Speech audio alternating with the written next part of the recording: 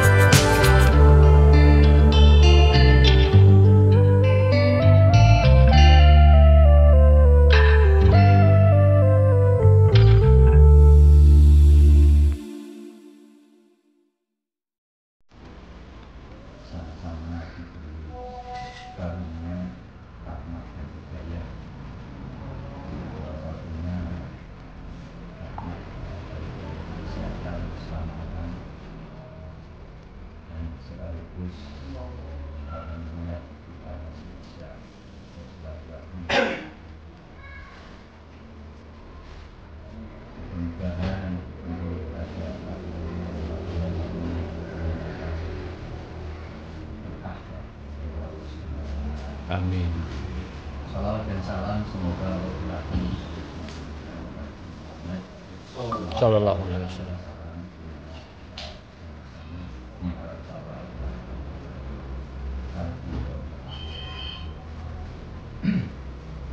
Bapak Ibu yang kami hormati, bisa masukan pertama kita mohon maaf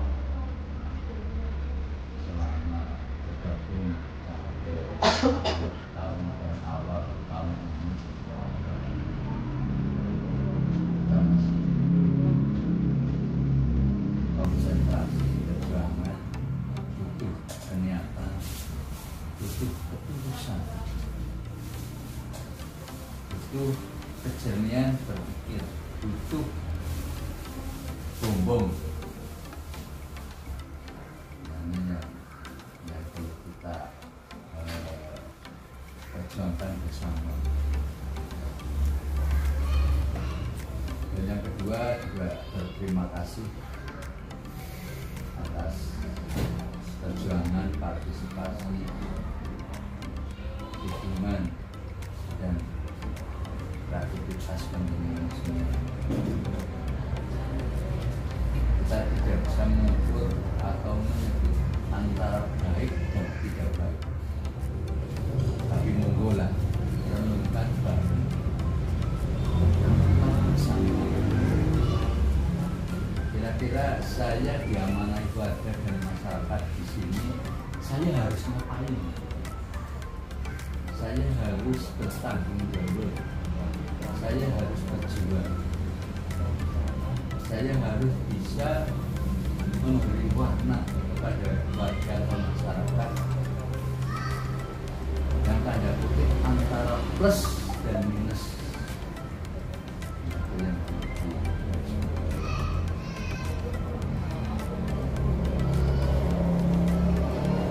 Ini bukan sekedar ngomong biasa atau sekedar ngomong ngarang atau sekedar ngomong hanya asal ngomong.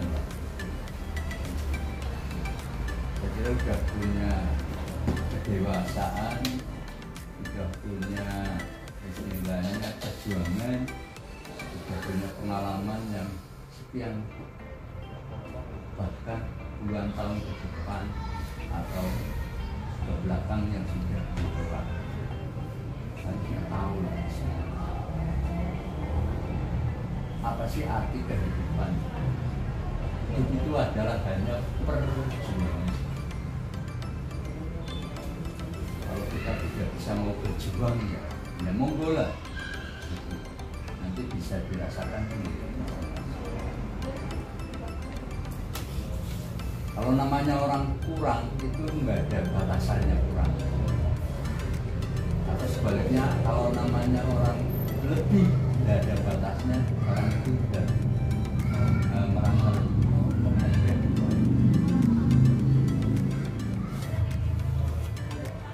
Atau juga orang tidak selalu benar, tapi tidak selalu salah.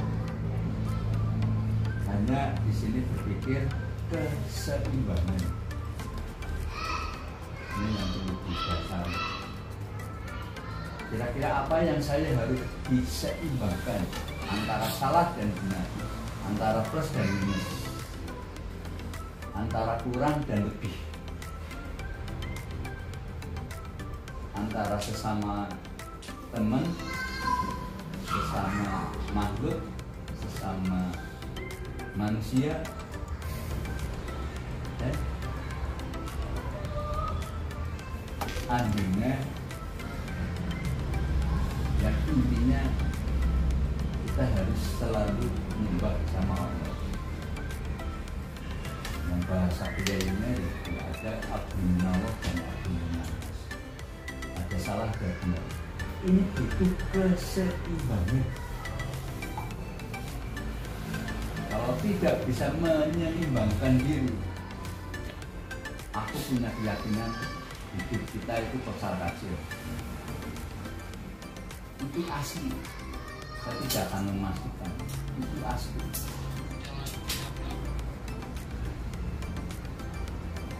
Karena manusia itu dibentuk cipta yang paling sempurna. Sisi kanan kiri kita ada ciptaan yang namanya makhluk malaikat, dan di sisi kiri kita ada makhluk yang namanya setan. Antara setan dan malaikat itu melekat di diri kita manusia masing-masing. Ini makanya kita butuh keseimbangan. Cobalah kita semuanya sesuaikan dengan keadaan yang ada.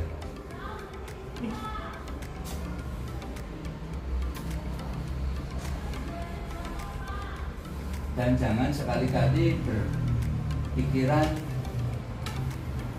lah orang lain nggak ngerti.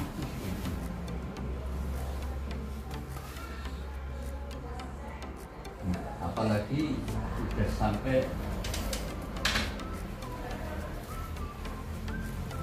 kalau lah nerima atau enggak kan ini juga orang ngerti. Nah, lebih berbahaya lagi. Tapi semuanya sudah ada syariatnya, ada aturannya, ada istilahnya aturan. Hanya kita berdasarkan keyakinan. Siapa sih balelo ya yang jungkel-jungkel. Tapi siapa yang tekun itu ya insya Allah ya akan tenang. Tapi mohon maaf, garis bawah itu. Orang yang tekun dan benar tidak harus jadi ustadz atau kiai.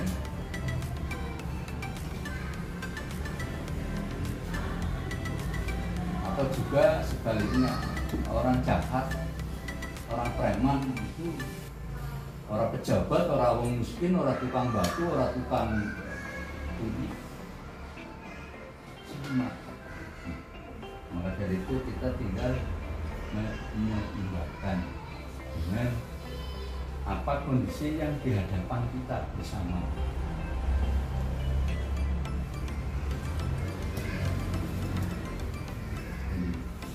Jadi ayolah, era sekarang itu bukan era berapa tahun yang di belakang. Saya tidak menyalahkan berapa tahun yang di belakang, tapi yang jelas pola pikir dan pola perjuangannya jauh berbeda. Apalagi didukung dengan prasarana-sarana yang luar biasa. Kita tahulah bersama lah, berpikirlah di tengah-tengah kita atau dekat desa kita yang dekat kota mengatakan sudah baik, belum. Begitu dilakukan studi banding kemarin, kita tahu bersama lah, namanya desa di jauh dari keramaian, jauh dari perkotaan, tapi mengenai pekerjaan melebihi dari dekat di kota atau ada yang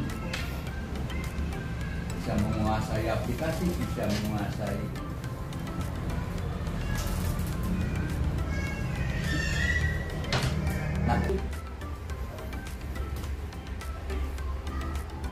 langsung itu ada yang benar dan ada yang salah. Kenapa saya bilang ada yang benar, ada yang salah? Kalau manusia tidak diberi nafsu, nggak bisa ngapa-ngapain. Nah, tinggal mengaplikasikan nafsu itu sejauh mana dan mana yang harus diikuti dan mana yang harus diperjuangkan.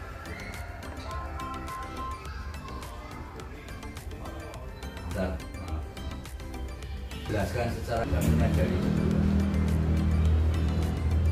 Tapi ya ayolah kita lakukan sesuai dengan pekerjaan masing-masing, sesuai dengan tanggung jawab masing-masing, sesuai dengan amanah yang dibebankan kita.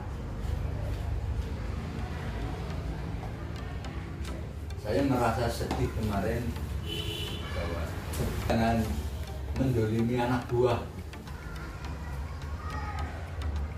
Kalau kata-kata Dimas dan Mas Mito atau sebagian teman yang berkaitan dengan ini ada proses yang harus kita tahu, bukan sepakati, kita tahu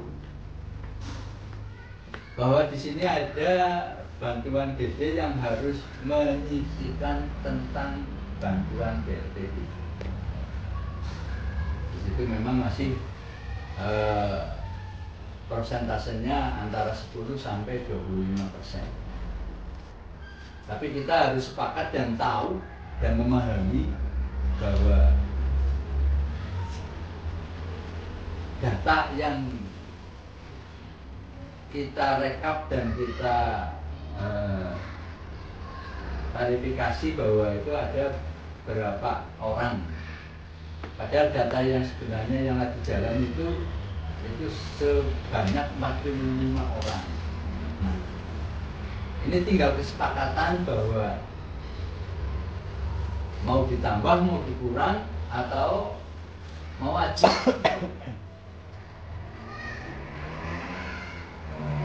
Dan mengingat bahwa DP kita itu adalah turun ya Pak, turun jauh. Saya nggak ngerti turunnya karena apa.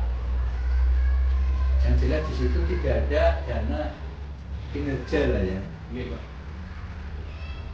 Dana kinerja yang sebesar 300-an, 255. 300 kurang ya, 255. nah, ini jauh turunnya. Malah kelihatannya dana operasional kades ada nggak itu? Ada, Pak. Tetap masih ada kan situ. Berterima kasih lah. Nah, maka dari itu dengan fokus dengan adanya DD yang tadinya 45 KPM, ya kalau saya berharap sih, kalau saya melihat dari datanya Mbak Mar atau Mbak Mar yang tambah sulam itu, ya kalau bisa ya dikurangi lah untuk yang benar-benar, artinya benar-benar hak ekstrim benar gitu. Dan saya berpedoman yang sebagai tolak ukur atau sebagai prioritas, yang pertama ingat lansia mandiri, artinya lansia tunggal yang tidak punya istilahnya penghasilan apa-apa. Kan ada lansia tunggal yang pensiun, kan ada. Makanya saya bilang lansia tunggal yang sudah tidak bisa apa-apain. Yang kedua itu punya penyakit menaun yang selalu butuh berobat. Dan yang ketiga itu ODGJ. Ini tolong diperhatikan benar. Ayolah berjuang untuk demi warga dan masyarakat dan orang lain.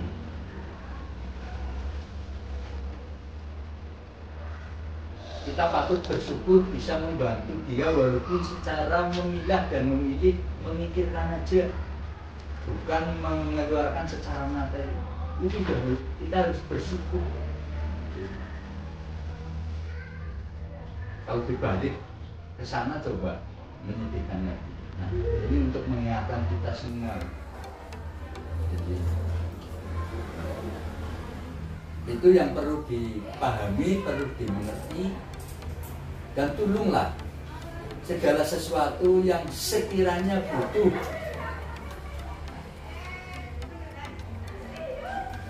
kesimpulan atau mengambil keputusan bersama, ya tolong dirembuk lah.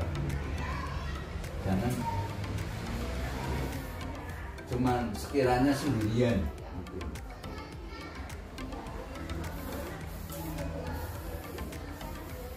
Jadi apapun bentuknya yang berkaitan dengan kegiatan, apalagi menyangkut dana, menyangkut dana. Ibaratnya bisa ketemu begitu kejar-kejar gitu. Orang saya ketemu lah 10.000 lah. Kenapa saya bilang 10.000 atau saya ketemu? Situ menyelipkan 10.000 baik ke salah satu orang, itu akan teriak orang. Nah ini monggo, saya berharap teman-teman semua ya minimal memahami dan mengerti, mendengar gitu. Barangkali nanti ditanya lingkungan Mohon izin Pak Kades. Monggo. Assalamualaikum warahmatullahi wabarakatuh. Waalaikumsalam. Bismillahirrahmanirrahim. Rabbi sholli sholli wa sila amri wa min ba'da jilisiani yang kongkoli Amak Batu.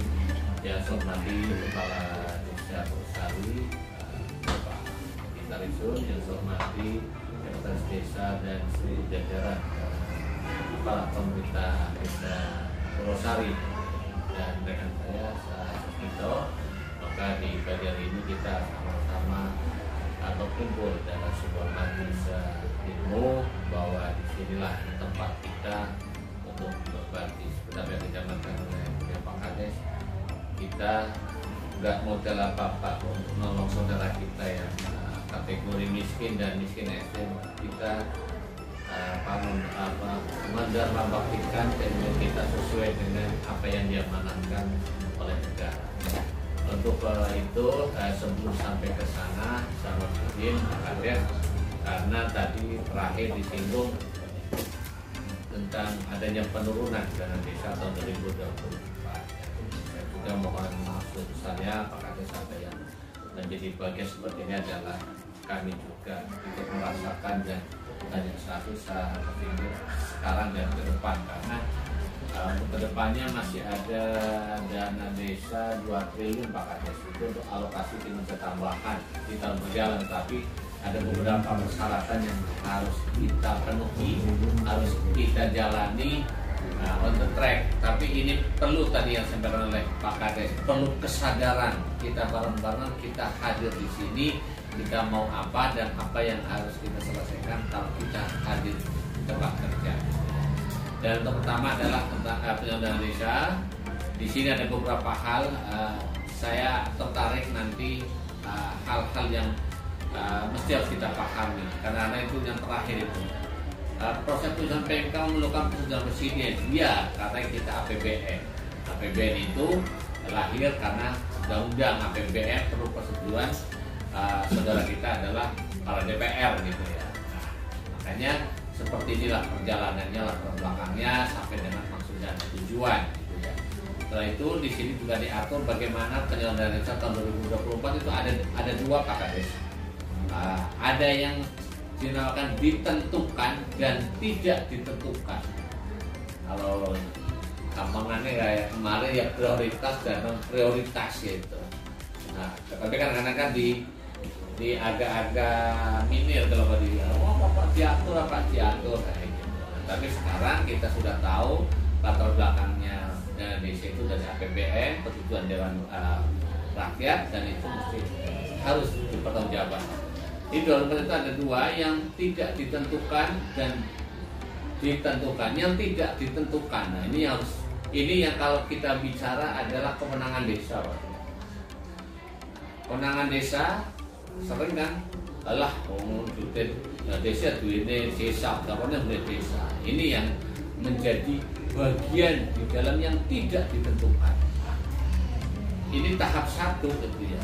Ini mohon para pelaksana teknis gitu ya, Pak Kades tinggal tanda tangan ya Pak ya. Pada syaratnya tahap pertama adalah perdes ya. Perdesnya kudu dadi. Otomatis kalau perdes jadi itu berserta dengan lampiran dan isinya, baik soft copy ataupun hard copy. Ini on the track. Kalau pingin tahap 1 cepat-cepat dicairkan, paling lambat masa ya Juni lah, ya isin lah, masa ya semeter dicairkan kan nggak mungkin lah gitu ya Pak ya. Yang kedua adalah surat kuasa penghubungan, ini urusannya Pemda ya. Perekaman pagu dana desa Ermak ini yang disebut dengan yang ditentukan ya. Nah, nanti ada perhitungan tersendiri gitu. Terus yang 45, perekaman pagu dan realisasi stunting 2023 jika menganggarkan di 2023. Nganggarin ya Mas ya? Nganggarin. Nah, ini harus direkam nanti Pak. Rekamannya adalah ada di HTW sama KPM. Yang kelima adalah perekaman realisasi. KPM bulan Januari sampai Desember jika menganggar BLT 2003. Kita nganggarin kemarin berapa? 45 KM ya Pak ya? Iya. 45. Nanti ini harus direkam. Dan ini Mas Ato harus set gitu ya. Ini udah atau belum gitu. Nggak apa-apa Mas, kita menjemput, misalnya tanya di grup Sekdes gitu ya, karena grup Sekdes ada 2 sih ya Mas ya, yang di dalam ada, yang di luar ada gitu. Jadinya ini harus mulai gitu, manfaatkan jejaring grup-grup media sosial yang orientasinya ada pada pikiran kita itu desa. Saya sering ngobrol sama Mas Mito tuh yang mau ngurusin desa, kalau ngurusin cuma desa, saya 12 desa gitu. Tiap hari gitu, sampai mungkin Mas Mito masih tidur pagi-pagi jam 5, saya udah menelengin dulu, jam 6 harus on the track dan mendampingi beliau Pak Ivan. Ya. Yang keenam adalah tagging pengajuan desa layak salur serta daftar rincian desa melalui Omspan, nanti tersendiri ya, nanti oleh Pemda akan dimulai. Surat pengantar nanti pun ada ditutup. Nah, periode dokumen persyaratan. Nah, persyaratan tadi paling lambat Juni disampaikan paling lambat 15 Juni 2024 ya. Masa sampai Juni, sampai dengan Juninya tanggal berapa? Tanggal 15. Nggak mungkin lah masa kita desa masih kategori mandiri, kan? Jangan sampai ke sana. Nah, besaran penyaluran kalau yang desa mandiri itu adalah ini yang tidak ditentukan ya, berarti ini turunnya 40% dulu Mas, yang tidak ditentukan. Itu adalah 40% kali alokasi dana desa dikurangi kebutuhan Ernak 1 tahun. Berarti kebutuhan Ernak 1 tahun adalah kebutuhan yang ditentukan. Sebaliknya, kalau yang desa non mandiri, yang mandiri itu adalah 60% gitu ya. Syarat tambahan bagi desa yang melaksanakan BLT tahun 2023 wajib melakukan rekaman realisasi penyaluran BLT desa tahun 2023 untuk bulan ke-1 sampai ke-12. Nah, dicek bahwa nanti belum terekam semua gitu ya. Karena Mas Mito sudah melaporkan di Moneter Desa itu sudah terekam semua ya Mas ya. Nah, coba nanti dicek ya Mas Ato, ada yang belum. Nah, untuk tahap 2 nanti penyalurannya dibalik itu syarat-syaratnya laporan realisasi dan capaian keluaran tahun 2023, karena kemarin ada penambahan saya sampaikan Pak Kades di Siskodes untuk yang update tahun 2023 itu sudah keluar CALK-nya Pak, catatan atas laporan keuangan Pak di desa udah luar biasa Pak, udah sampai ke arah sana. Dan itu tinggal di print, tapi saya menunggu, kemarin saya koordinasi dengan Bu Eka sudah balance, tapi ada satu yang belum terinput di dalam Siskodes, tapi di buku banknya sudah. Yang kedua adalah laporan hasil penyerapan minimal 60% dan capaian keuangan dana desa yang telah disalurkan minimal %. Berarti nanti di tahap 2 ya Mas, batasannya kalau yang tadi 60% itu harus capai 40%. Iya, aja nanti mangsane track salur malah sing salur pertama orangnya 40%. Nanti pasti ada penilaian tersendiri berakibatnya. Paling cepat April ya, disampaikan melalui ketentuan bla. Nah, saya bicara nanti hal yang paling mendasar adalah di sini Pak Kades. Nah ini pembelajaran kita bareng-bareng. Saya juga bermuhasabah atas selama ini saya mendampingi desa Pursari yang sebetulnya tahun 2003 saya sudah senang bisa dapat kartu kinerja, tetapi ternyata kita di Lembat belum dapat Pak. Akhirnya yang alokasi kinerja reguler harus tersisih gitu ya. Nah ini pembelajaran ini bareng-bareng ini ya. Lesson learning penyaluran dana desa. Ini pembelajaran bagi kita semua. Kalau tadi disampaikan oleh Pak Kades, kita harus tahu kenapa seperti ini. Nah, saya kasih tahu di sini. Ini adalah saya menyampaikan apa yang menjadi rekaman dari Kemenq melewati Direktorat Jenderal Pembendaharaan. Validasi data. Contohnya ini adalah anomali dalam capaian output dana desa seperti pembangunan salur irigasi pertanian untuk ketahanan pangan sepanjang 164 juta meter. Lah, kan luar biasa Pak Kades. Panjangnya 164 juta meter gitu loh. Nah, terus pembangunan cor jalan kampung 2,5 kali 100 meter. Pembangunan cor jalan kampung 2,5 kali 100 meter. Terus pembangunan badan jalan baru 5 kali 50 meter sepanjang 103 juta ya. 103 juta meter ini kan anomali. Nah, terus pembangunan pokok COVID-19 sebanyak 25 juta paket. Nah, ini kan validasi data yang menjadikan oleh Kemenlu ini anomali. Makanya apa? Kalau tahun 2024 itu rekam jejaknya adalah 21, 22, 23 Mas Artan. 3 tahun itu untuk dinilai untuk mengalokasikan dana desa di tahun 2004. Berarti nek tahun selawe berarti rolikur, tulikur, publik. Jadi karena apa sih mudu? Nah seperti itu ceritanya. Nah kedua BLT desa, terdapat desa yang sudah melakukan input data perekaman KPM BLT desa, namun tidak mengajukan. Nah contoh misal gitu, ini misal ya, Purwosari kudune anu wis memenuhi syarat untuk disalurkan BLT digit tahapan, tapi orang ngajukaken di sana itu menjadi sebuah catatan. Kadang-kadang kan wonten Pak Kades, alah mengkobai. Nah, kisi bahasa kayak gini itu tercatat dalam sebuah rekam jejak elektronik. Jadi nek kurang oke syaratnya apa, sedurung memenuhi kita sudah menyiapkan. Seperti itulah sebuah siklus circle dalam sebuah tim gitu. Terus yang kedua, lambatnya penyampaian data realisasi. Nah ini misalnya persyaratan harus menyampaikan data realisasi penyampaian BLT desa. Mengko wong kancane biurung lah, kok bareng lah, nggak bisa. Kita pikirannya desa Purwosari. Wis orang usah mikiraken desa lihat disip. Saiki awake dhewek didandani, kita bismillah 2024 wajib kita harus meraih lagi alokasi kinerja reguler. Kita mulai dari, saya ingin melihat apakah di tahun ini juga bisa meraih yang alokasi kinerja tambahan di tahun berjalan. Itu kalau salah sekitar 4% 136 juta. Ya, nah itu nanti mulai kalau fake kita di bulan Januari Juli itu harus on the track Pak Kades pelaporannya untuk dana desa, karena nanti potretnya Agustus ke sana akan disalurkan. Nah syaratnya ya Januari sampai dengan ya 1 semester itu harus bagus.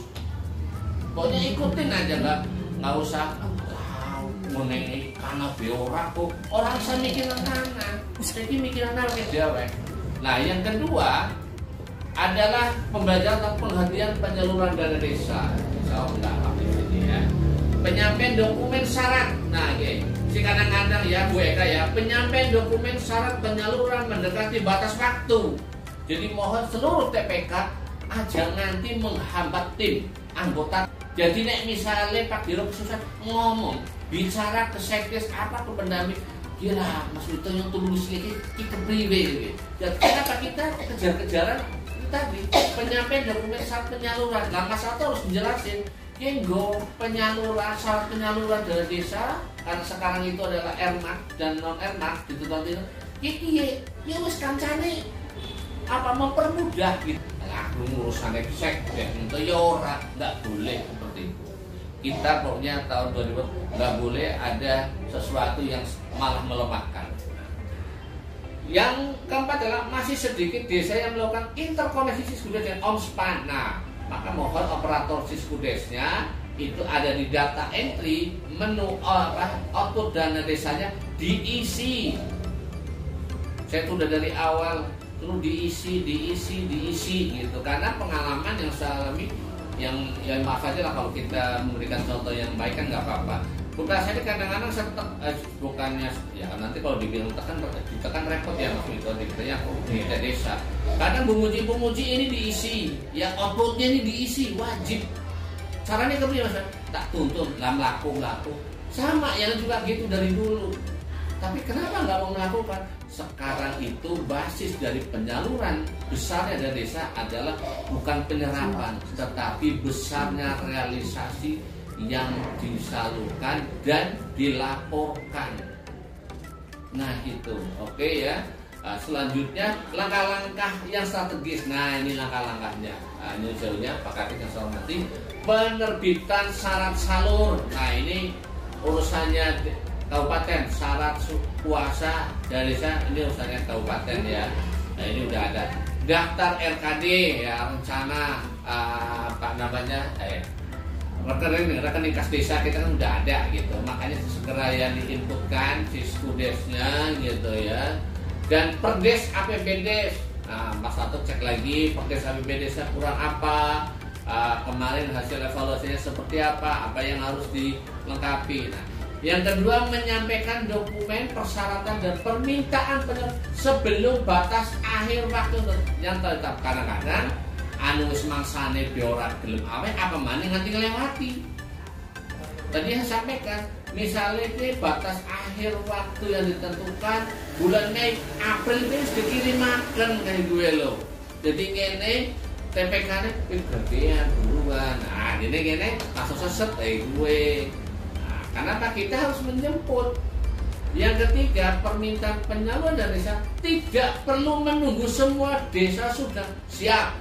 Jadi Purwosari siap, maju.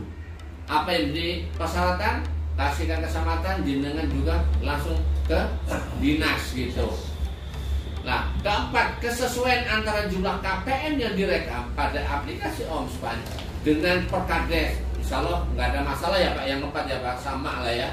Nah, yang kelima adalah segera melaporkan penerima KPM dan sesuai dengan jenis profesinya. Ini mohon ya. Kalau misalnya itu kan sebenarnya panjarnya tanggal 1 dibagiin, nggak boleh dilewati itu loh. Mengkolah, nggak bisa. Karena apa? Saya rekam, tanggal ini disalurkan. Kok boleh ngelaporakan sih banget Mbak Eka? Itu bukan kesalahan siapa saja. Berarti yang input melaporkan di Omspan itu yang perlu ditanyakan. Kenapa terlambat? Kenapa Siskudesnya terlambat? Nah ini kenapa harus interkoneksi Siskudes dan aplikasi Omsan, karena ada aplikasi di Siskudes itu Siswatsu gitu. Jadi sistem pengawasan oleh APIP sendiri itu ada alatnya. Yang terakhir semuanya itu adalah untuk menghindari perilaku koruptif dan penipuan dalam pengelolaan dana desa. Dan ini yang menjadi untuk menjawab apa yang tadi disimpulkan oleh Pak Kadis tanya, dan saya juga alhamdulillah sudah memenuhi janji saya Pak Kadis, apa yang menjadi pertanyaan Pak Kadis sudah saya jawab gitu ya. Nah berikutnya nanti kalau di Ermak gitu ya, ini udah saya buatkan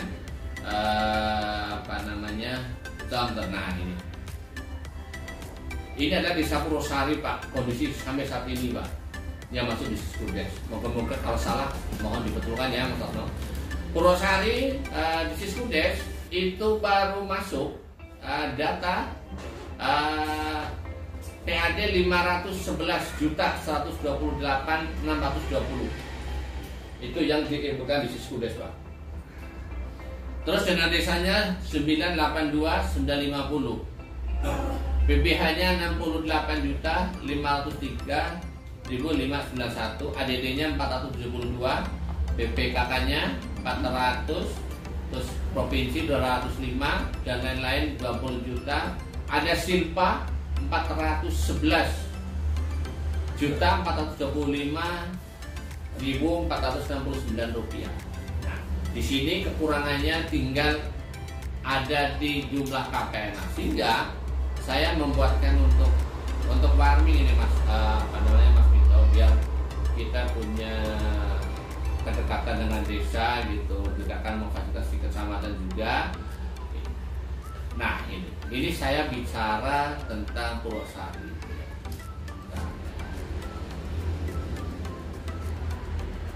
Turun nomor 1 ya. Nah ini Purwosari Pak. Nanti Purwosari itu, nah ini karena belum lengkap ya Pak ya. Dan di sini BLT-nya nanti kita lihat berapa. Ini rumus yang nanti melekat gitu ya. Ini ada pagu dana desa yang tidak ditentukan sama ditentukan. Nah nanti seperti ini Pak. Berarti tahap pertama Mas Arno, nanti kita dapat 589.770 juta. Jelas ya Mas ya? Ini yang harus kita terima, kita olah 60% karena kita desanya ada desa mandiri. Ini keberkahan kita Pak Kades. Yang lainnya mungkin dibalik 40-60, kita 60-40. Nah, untuk yang ditentukan itu apa aja? Sesuai diketentukan di PMK 146 dan 145, BLT maksimum 25%, minimal 0%. Lah nanti tinggal KPM-nya berapa nanti akan terlinkkan masuk ke sini Pak Kades. Terus ketahanan pangan minimal 20%. 20%-nya itu berapa? Terus stuntingnya berapa? Ini mohon yang operator Sikunkes dan juga Mas Alto ngawasi kaitannya dengan tagging stunting. Jangan sampai salah. Jangan ini harusnya taggingnya pemerintah desa, malah taggingnya stunting atau sebaliknya ya. Nah, nanti akan terekam di sini semua. Karena kalau saya melihat, kalau misalnya ini saya contohkan yang sudah terisi contoh nih ya. Misal gitu ya, sini KPM-nya misalnya 38 misal. Ini kan misal kan. Nah, maka nanti akan terlihat penyalurannya adalah 7 bulan. Nggak boleh Mas, 7 bulan itu harus mangsanin calon gede-gede Mas. Dan ya mengingatkan gitu ya. Misalnya nanti turun di bulan Maret, maka Januari, Februari, Maret bagi langsung rapel. Nggak boleh ala cucingnya si anak, nggak boleh kita menahan. Harus gitu. Nah, misalnya Januari, Februari udah masuk ke RKD Dana Desa, dibagiin Januari tanggal 20, maka karena itu sudah salur 7 bulan, maka Maret sesegera. Jangan mengkom nanti kebablasan tanggal 20 nggak boleh lah. Biarin saja saudara kita yang miskin dan miskin STM yang masuk PNT bahagia. Udah, emang teman negara bikin 20 kok sakit tanggal 5 orang apa? Memang haknya dia kok. Kita membuat saudara kita senyum mengatakan alhamdulillah, itu udah bagian kita ada istihad. Nah, itu 7 bulan langsung salur. Makanya langsung mulai Mas Anto diplet siapa TPK-nya, oke tanggal 9 salur, tanggal 9 salur sesat gitu. Karena apa? Kita punya, jangan pengalaman yang tahun kemarin akan terulang lagi di tahun 2024 gitu. Nah, selanjutnya adalah saya menjelaskan tentang penggunaan dana desa untuk BLT dana desa. Ini bagian dari upaya pencapaian SDG desa ke-1 itu desa tanpa kemiskinan.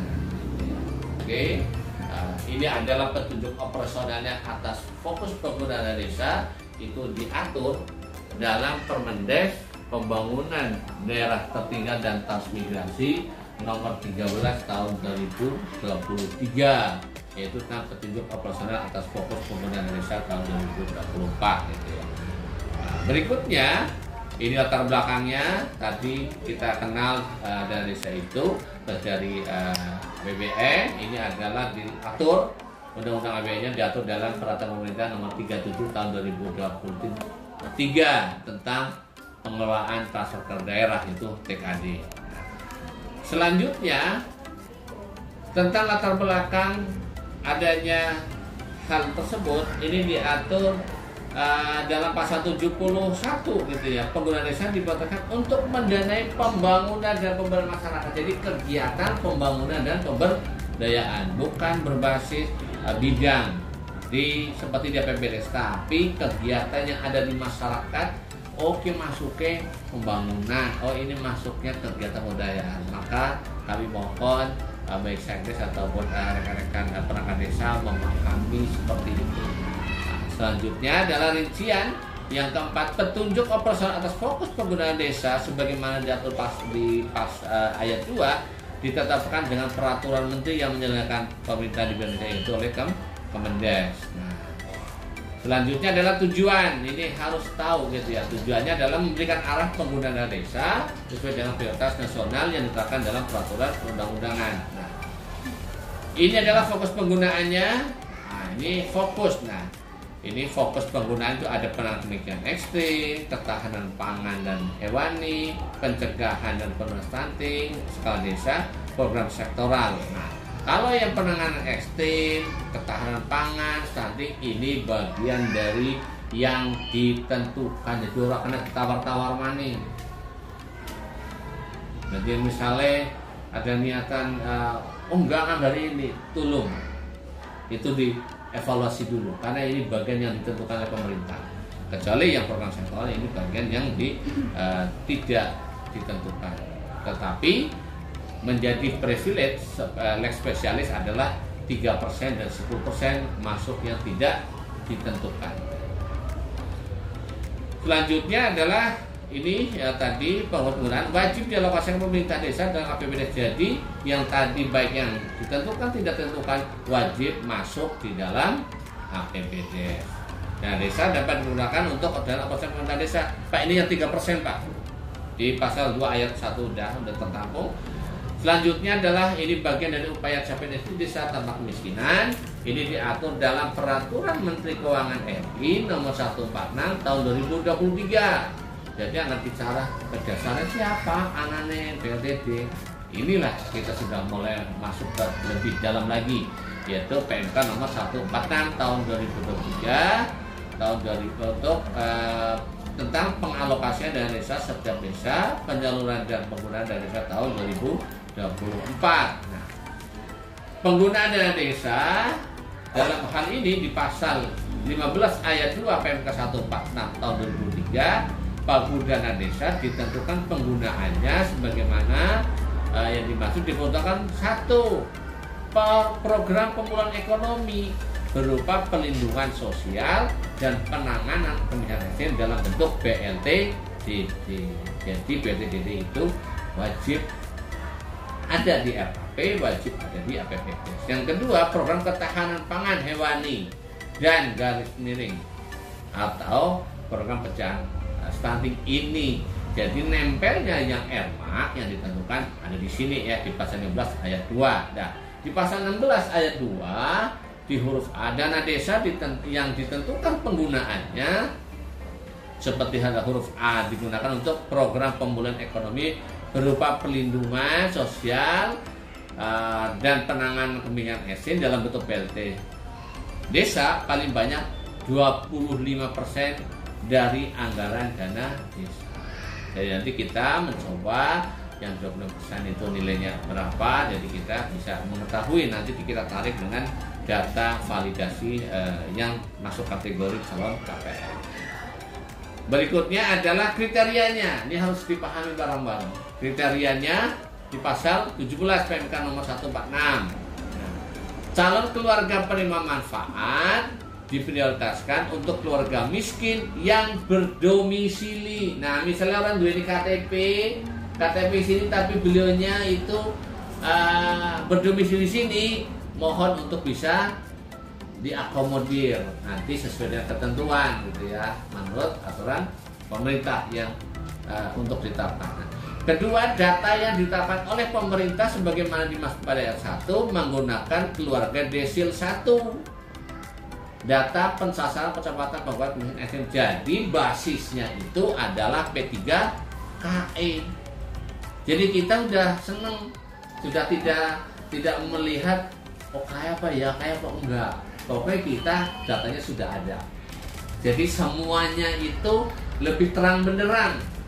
Nah, misalnya, ini data dari mana? Data dari P3KE, yaitu dari Kementerian Koordinator PMK di Jakarta yang ditransfer terus ke bawah ke desa akhirnya ke kita. Nah, dalam hal ini yang kedua ini telah dipenuhi oleh pemerintah yang telah diberikan kepada desa. Maka yang ketiga itu akan gugur dengan sendirinya. Karena apa?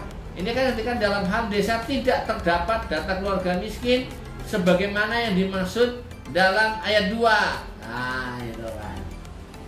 Karena yang datanya sudah ada, maka data yang di luar itu mohon untuk di rest area dulu.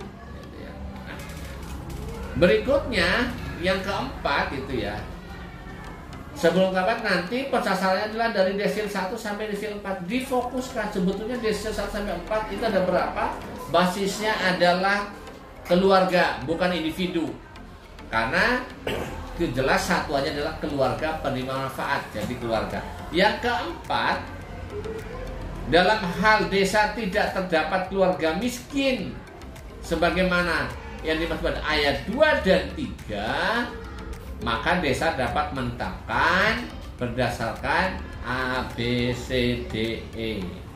Ya.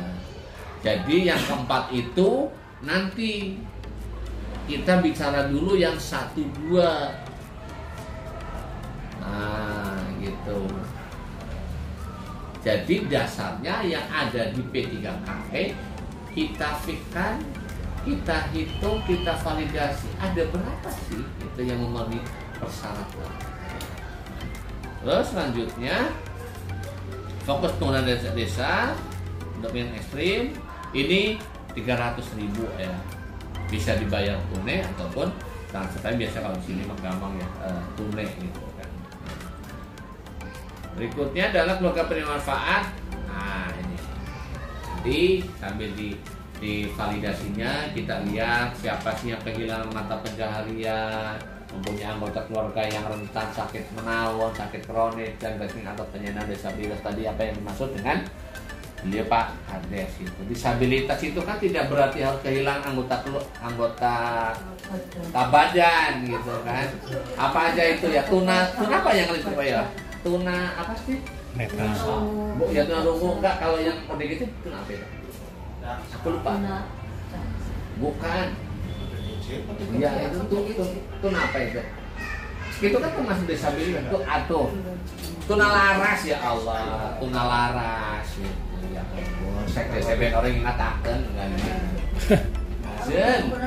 Aku pengen balik mikir kok. Tuna laras itu.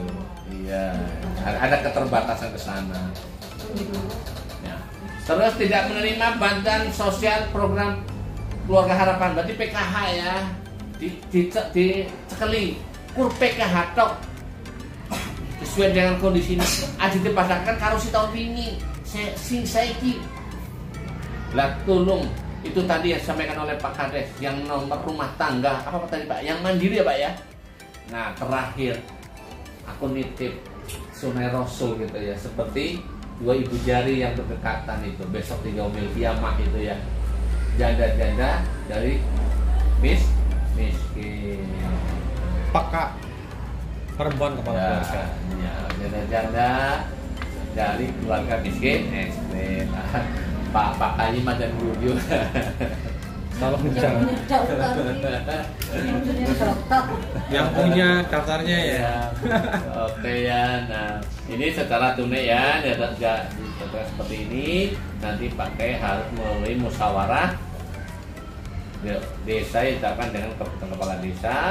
Terus selanjutnya adalah ngapunten Pak Kades, kalau kemarin itu memang 10 sampai 25, sekarang itu minimal 0% sampai 25% Pak. Ada minimal. Ya. Ya silakan saja kalau memang ada, monggo tinggal di Kalau nggak ada. Ya kalau lah iya apa tadi bilang? Kalau nggak ada berarti 0. Tapi kalau ada berapa? Ini sebesar 300.000 ya selama 12 bulan. Pemberian bantuan langsung tunai desa bisa dilaksanakan mulai Januari dan dapat dibayarkan paling banyak untuk 3 bulan secara sekaligus naik desa dan membantu masyarakat. Tergantung jenengan cepet ora gitu. Nah, ini adalah desanya.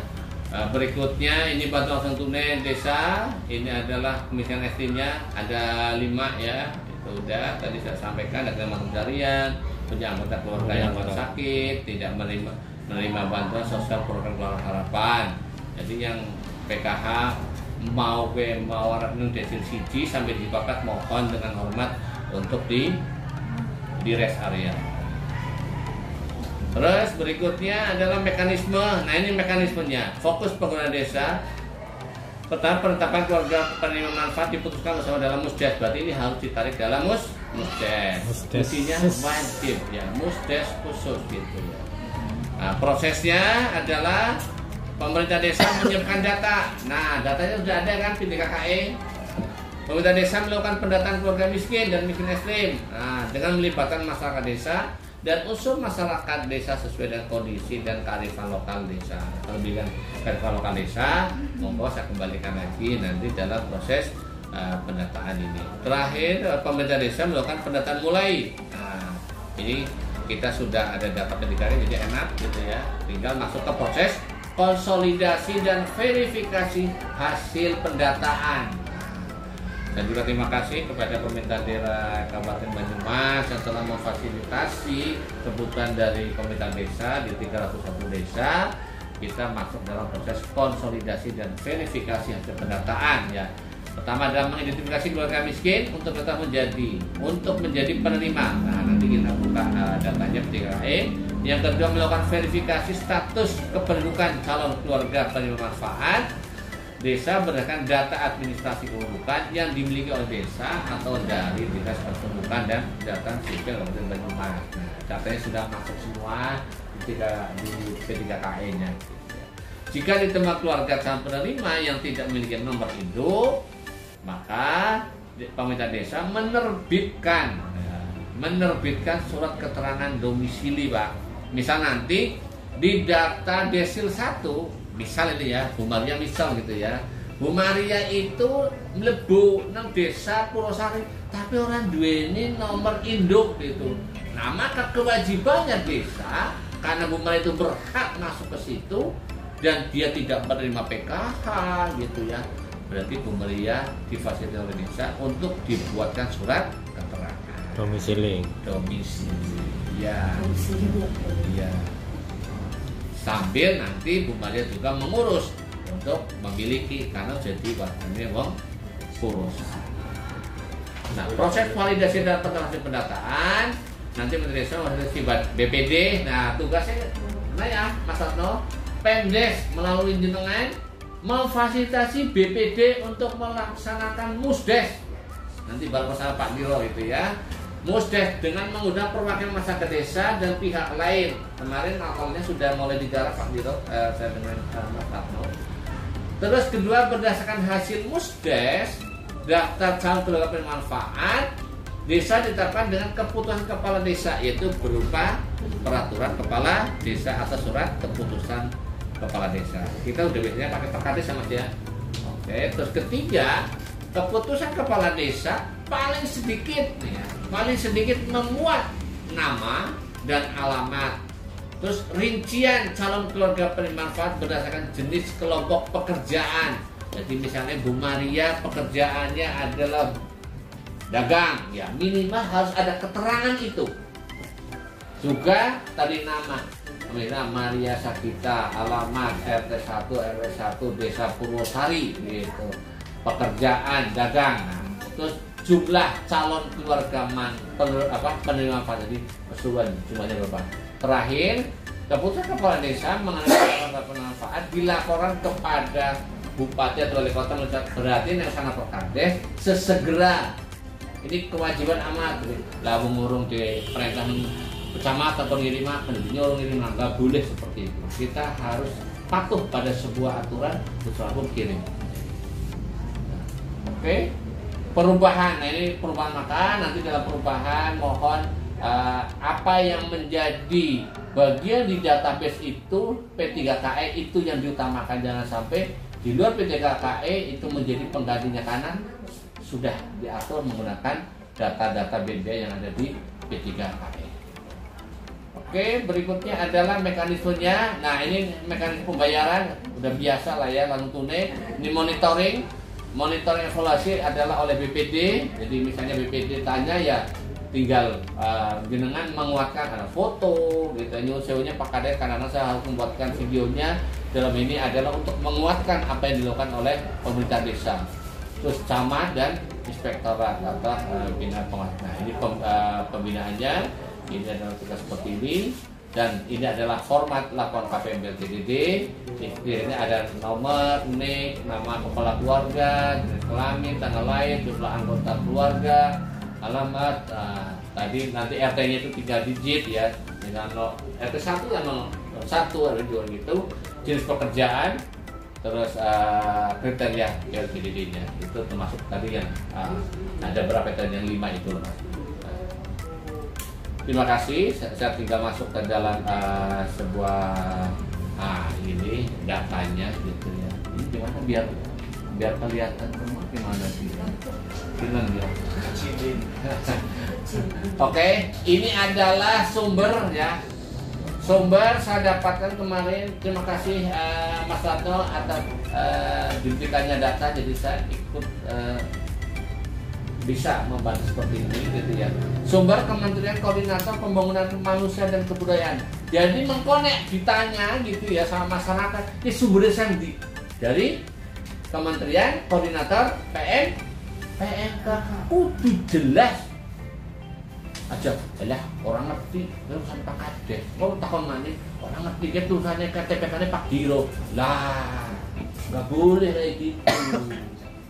Kudu genah gitu ya. Sumbernya data PDKKI itu dari Kementerian Koordinator Pembangunan Manusia dan Kebudayaan, ditransfer ke kabupaten, provinsi ke kabupaten, Banyumas ke OPD, dari OPD kemarin tanggal 6 Januari dikasihkan kepada kasih pemerintah desa, beliau Pak Usman, terus akhirnya ditransfer ke masing-masing sektor. Begitu ya, masalah benar ya urutannya ya. Oke, clear.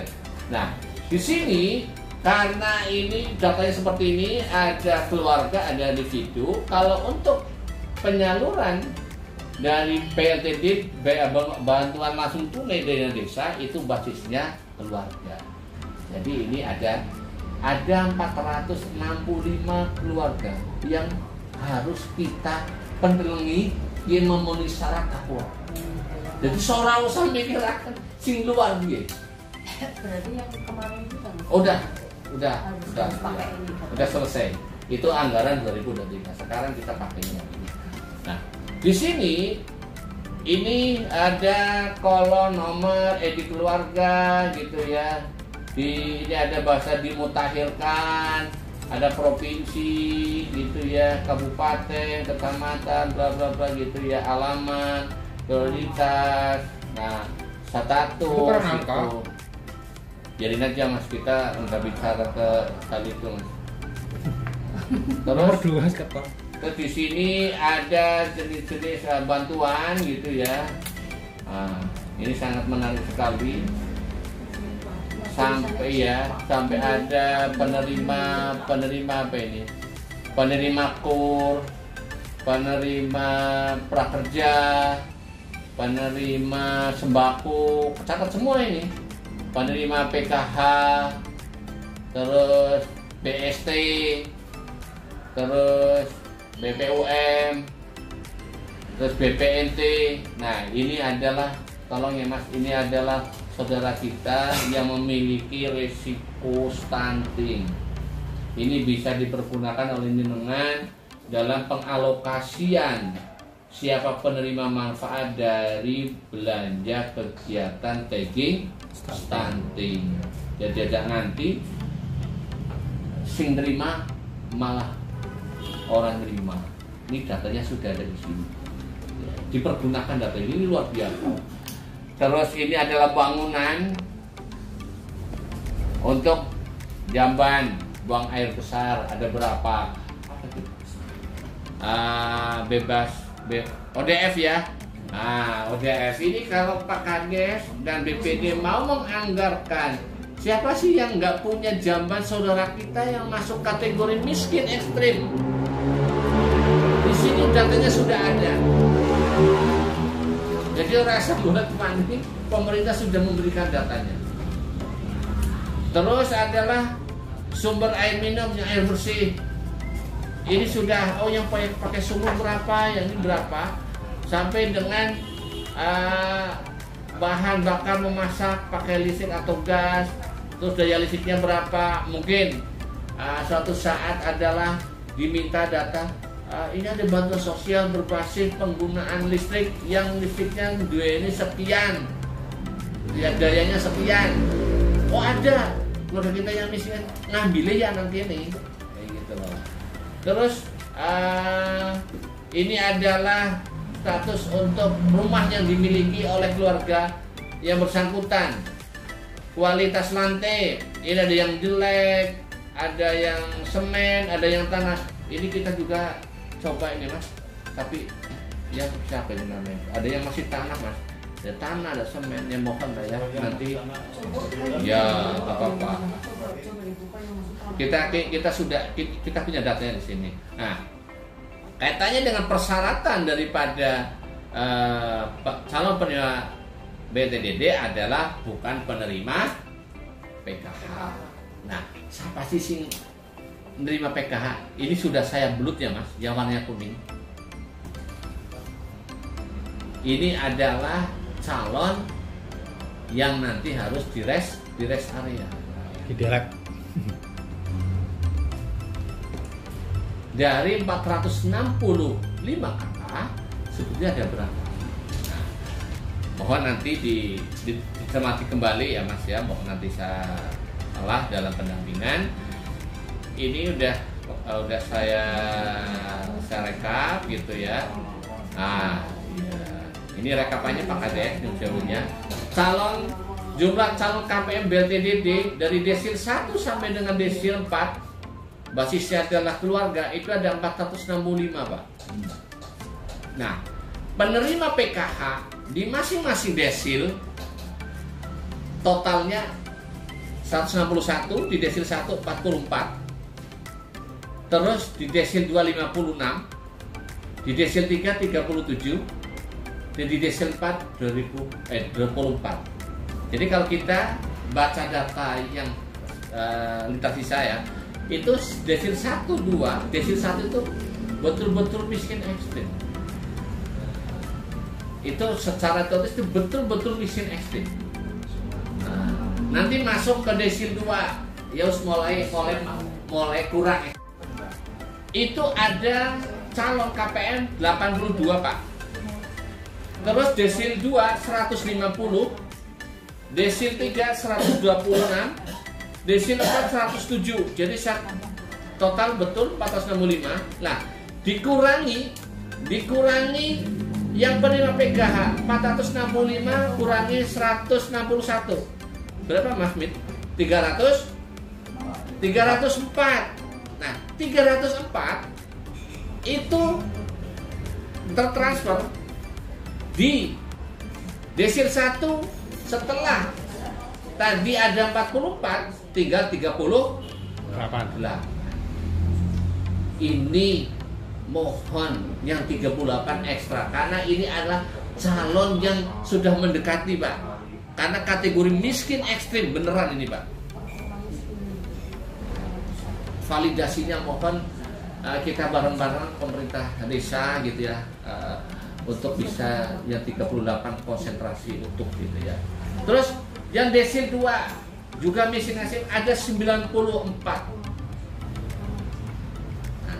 Terus yang desil 3 tinggal 89 dan desil 4 83. Jadi totalnya 304 yang memiliki kesempatan yang sama apabila tadi ada sebuah perubahan ya Pak. Misalnya ditetapkan itu misal 50. Nah, di bawahnya ini ya urutannya yang ini 38, 94, 89, 83, 300. Totalnya di 304. Kita punya basic itu selama tahun 2024. Gimana Pak? Nanya dari data yang sudah dikurangi itu, di sini kan ada yang karang langka, terus itu yang utang itu yang apa? Nah, makanya itu kan data. Nah, sekarang beliaunya yang di alamat Karangangka itu dipastikan orang itu apakah tinggal di sini. Alamatnya Gitu loh, nanti ya kita balik lagi ke ini yang bawah udah jelas ya Pak ya. Oke. Nah, sekarang alamat. Nah ini, ya gedein ya biar kita bareng-bareng. Kan ada alamat Karangnangka, Gang Patung. Aku kan nggak tahu alamat Karangnangka ini nama desa atau nama jalan gitu kan. Nah ini yang paling paham adalah pemerintah desa. Kali ini datanya dari kementerian. Alamat contohnya siapa sih ini ya? Cahyo. Nah, Pak Cahyo Dani Saputro. Alamatnya Karangnangka. Coba dicermati, kah Karangnangka itu jalan atau desa? Itu nggak perlu jawab gitu ya. Oke, kita PR di situ. Ya, alamat-alamat yang ada di sini, Jalan Suparto, terus Purwosari, Gang Patung, Suparto nomor 3, Suparto Gang Flamboyan, iya Melati, dipastikan ada nggak di sini gitu.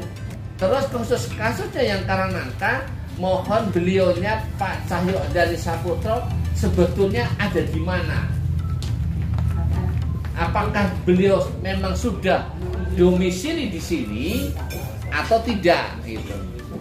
Apabila beliaunya memang sudah domisili di sini dan beliaunya itu sesuai ketentuan harus difasilitasi menjadi penerima BLTDD, mohon dengan hormat bisa diakomodir ngatur Pak Kades. Oke ya. Nah, Oke. Nah, selanjutnya ini sudah saya upload gitu ya, yang Jalan Wijaya Kusuma, Jalan Raya Beji. Ya kan aku nggak hafal saya. Ya nanti itu aku ungkapin dulu ya. Terus Jalan Beji, Jalan Wijaya Kusuma, Purwosari, Jalan Raya Beji. Nah, nanti tinggal dicek itu ada Jalan Beji apa? Suripno, karena ini masuk Desil 1.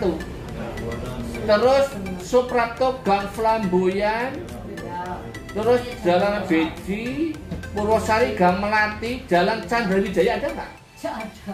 Candrawijaya sama aja jalan itu jalan 1 pas dikasih namanya 3. Terus Jalan Kampus nomor 663 ini ada malah alamat Purwokerto Wetan Pak. Tapi ini di Desil 2 ya. Iya. Mohon yang 308 ini difikkan dulu oleh kita di internal, alamatnya dipastikan, orangnya dipastikan. Nah, baru kita kumpul nanti berapa hari kita cek dulu kalau alamatnya yang masuk di dalam Desil 1 enggak.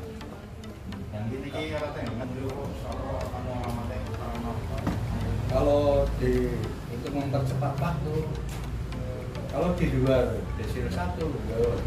Ya, yang penting di Desil 1 dia alamatnya bukan alamat sini, itu yang perlu kita lebih kencang filternya, coba dipastikan.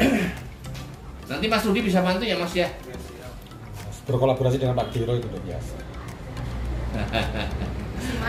Dalam.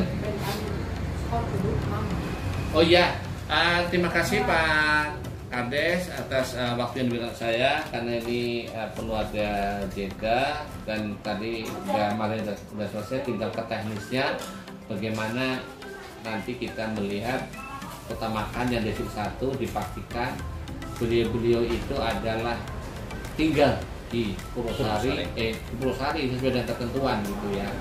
Karena kan yang namanya domisili seperti apa kan nanti Pak Dino lebih paham sama Pak Kades dan Sekdes ini. Itu saja, saya akhiri dulu. Saya ini, Assalamualaikum warahmatullahi wabarakatuh. Waalaikumsalam warahmatullahi wabarakatuh.